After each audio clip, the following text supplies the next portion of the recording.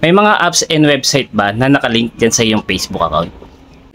Alam niyo mga boss, napaka-importante ng ating mga Facebook account.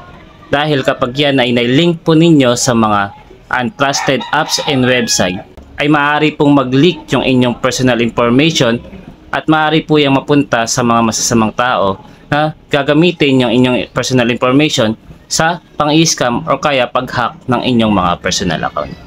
At kung gusto mong malaman kung saan makikita lahat ng apps and website na nakalink dyan sa iyong Facebook account, ay tuturo ko po sa inyo. At sana po ay makatulong.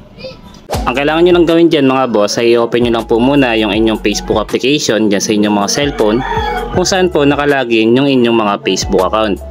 At kapag nandito na po kayo at na-open nyo na po, ay pinutin nyo lang po yung menu sa gilid, yung may tatlong guhit. At dito sa menu mga boss, ang sunod nyo naman pong gagawin dito ay pinutin nyo lang po itong gear icon para po mapunta po kayo sa settings and privacy ng inyong mga Facebook account. At dito mga boss, sa settings and privacy, ang gagawin nyo lang po ay mag-scroll up lang po at hanapin nyo lang po dito sa ibaba ang apps and website. Ngayon kapag nakita nyo na mga boss ay pinutin nyo lang po yan. At dito nyo na po makikita mga boss ang mga apps and website na nakalink sa inyong mga Facebook account.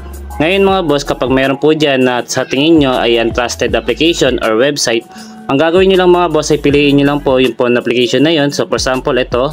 At dito mga boss ay makikita nyo na po yung option na remove. Pinutin nyo lang po yan para po matanggal na po yung sa tingin nyo na untrusted apps or website na nakalink dyan sa inyong mga Facebook account.